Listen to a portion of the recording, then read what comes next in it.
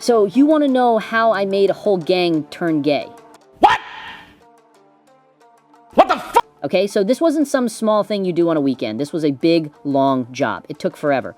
You can't just tell people to change and they do it. No way. You have to cook them slow, like a big piece of meat. You turn the heat on low and you just wait. First, I had to become their shadow. For like a month, I did nothing but watch them. I knew everything. I knew what time they woke up, which was usually around noon. I knew they all ate the same bad cereal for breakfast. I knew which corner they stood on to look tough, even though nothing ever happened on that corner.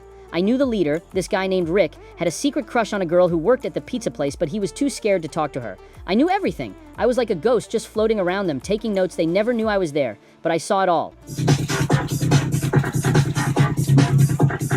Then came the fun part, the computer part. I had to get into their internet. And let me tell you, these guys were not smart. Their Wi-Fi password was RickRules123. I'm not even kidding. I tried it first and it worked. I was in. It was easier than opening a can of soda. Once I was in their system, I was the king of their phones. I went on all their social media. I went on their YouTube, their TikTok, everything. And I changed it all. I took away all the fighting videos and the rap music about being tough, and I replaced it with other stuff. I started them off small, just videos of guys who were really good at sports. Then I moved to guys who were really good at cooking. Then I started showing them videos of male models, guys with really nice smiles and good hair. Then I started showing them movies where two guys were really good friends. And then I showed them movies where two guys were more than friends.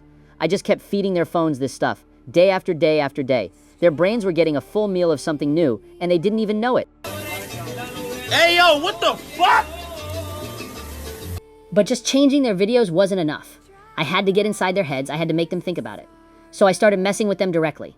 I got a cheap phone, and I put a fake number in it. Then I started sending them texts. I'd send a text to one guy that said, "I saw how you looked at Mark today. You looked for a long time." Then I'd send a text to Mark that said, "Why were you staring at Kevin?" I just planted little seeds of doubt in their heads. It made them all weird and jumpy around each other. They started having little fights. "Why were you looking at me?" "I wasn't looking at you." It was hilarious. Then I brought out the big guns. I made fake videos. I have this computer program that can put one person's face on another person's body. It's not perfect, but it's good enough to fool a bunch of guys who aren't paying attention. I made a video of Rick, the big tough boss, singing a love song to a poster of a male movie star. I made a video of their toughest guy, this dude named Tank, who was huge, crying while he was watching a cartoon about a lost puppy.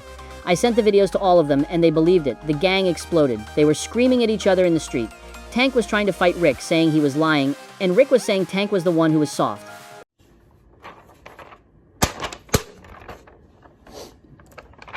What's this, you fucking piece of shit? It was a total mess. They almost broke up for good. They didn't trust anyone. But I wasn't done. A broken up gang is a failure. I wanted them to change, not just disappear, so I played the hero. I started pulling the strings to get them back together. I called them from another fake number and told them a different gang was planning to take over their corner. "Hey man, it's Fake Cop. Thanks for answering." I made it sound really scary, and because they were scared, they had to stick together. They started hanging out again. But it was different. The tough G act was gone. They were quiet. They were confused. They had been through so much, fighting with each other and seeing all those weird videos. They were like lost puppies. And then, it just happened. I was watching them from my car one night. They were all on their usual rooftop, but they weren't talking about fighting or money. They were just sitting there close together. Rick had his head on Tank's shoulder. Tank, the guy who cried at the cartoon, was playing with Rick's hair. Another two of them were holding hands. Just because they looked peaceful, they looked happy. They didn't turn gay overnight. It was a long, slow road of me messing with their phones, their heads, and their whole lives. I took a group of angry tough guys, and I turned them into a group of guys who found each other. It was the weirdest, longest, and best thing I ever did, and I'd do it again.